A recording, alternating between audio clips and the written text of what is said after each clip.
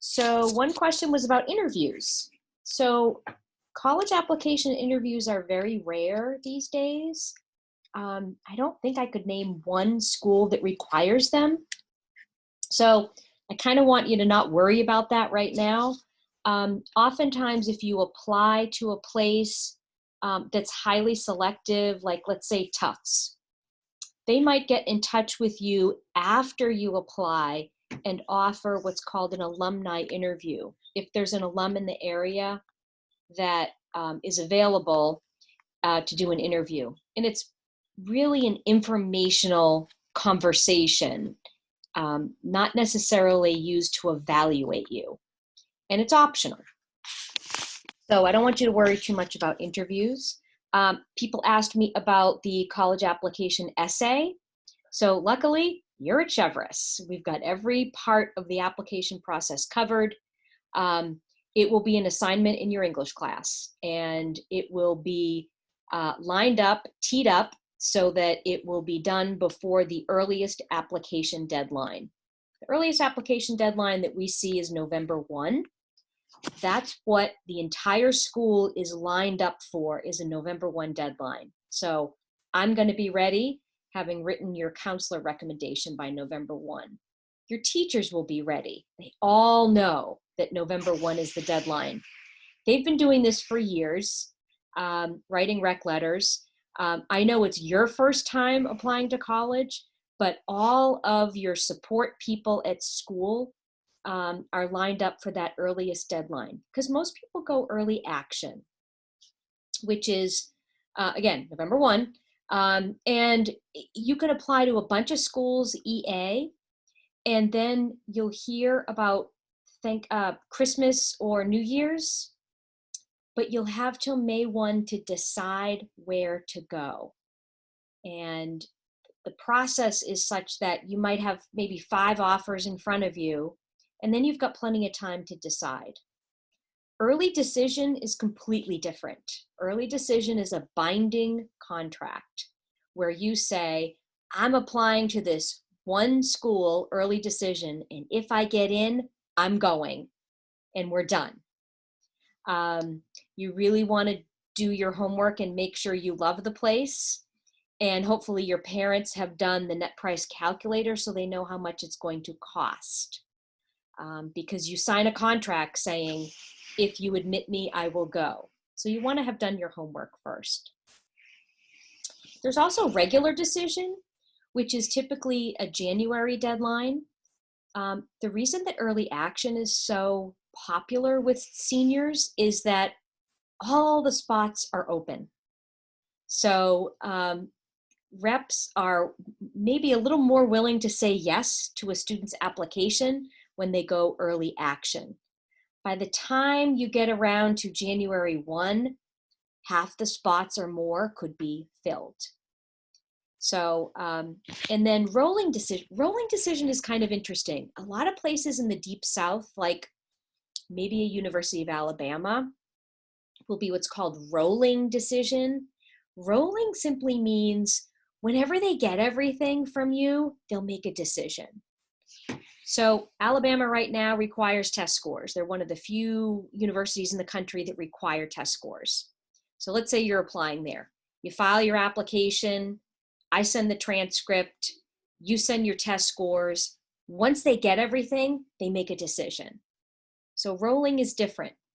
Early action, early decision, and regular decision, they wait until the deadline, they read everyone's application at the same time, and then release decisions on one day. Let's talk about test optional colleges. The question has come up a lot. What about test optional for merit money? This is a great question. I'd love to say that, oh, they don't need your test scores for merit money, but it's not really clear all the time. It's a great question to ask the rep when you come to rep visits. By the way, BC just booked their rep visit for September 22nd at 5 p.m., FYI.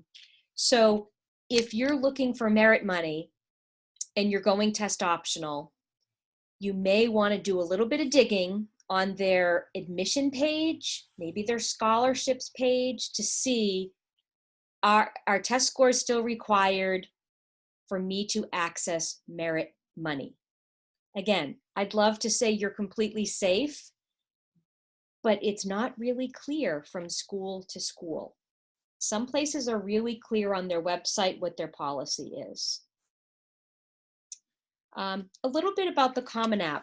So you had 3 assignments this week. One was to invite me on CommonApp. Thankfully, there's 800 colleges on CommonApp. So most of your schools are probably going to be on there.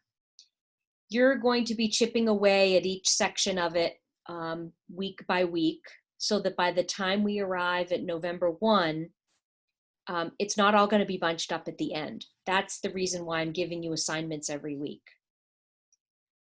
I'll do a part of it. Over here, we'll call it the school report. I upload your transcript, the school profile, your rank, my letter of recommendation, and all that sits, you can't see it, but it will get bundled with your CommonApp and travel to the college once you apply as a big bundle. The same with your teacher rec. You won't be able to read it, but you will see that the teacher uploaded it and when. And again, all that gets bundled together and released when you hit the button and apply. You can apply to 1 school at a time. You can apply to all 10 at once. If you've got 10 schools on your list, doesn't matter. Mostly students are hitting the submit button at home because you may need a credit card to finish your application and pay the fee. So maybe you're chipping away at the CommonApp at school on your free periods, but oftentimes at home, kind of the family gathers around and you might hit the button together because you need somebody's credit card. There is a COVID question on CommonApp. Let's talk about that. The COVID question says something like that.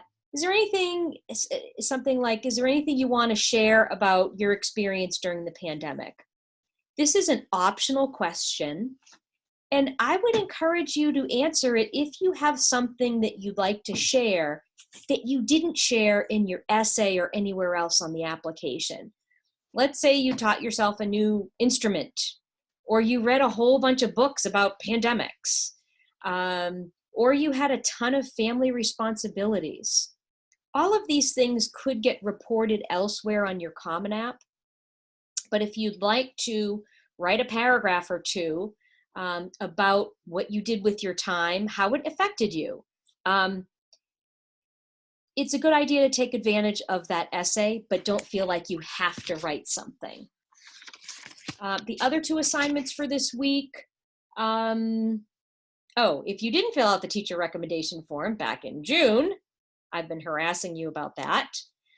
Your teachers have already started writing, so I send that form to them with all of your very thoughtful answers, and they just get more information and inspiration to write about you.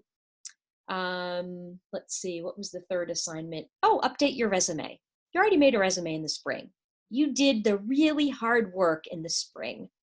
So updating it is just you running through it and seeing, did I get a summer job? Did I not have the summer job I thought I was going to have? And updating it. That's all. There's a lot of stuff on Google Classroom. It's easy to get overwhelmed, but I'm going to walk you through this entire process week by week, step by step, and we will get it done before the deadline.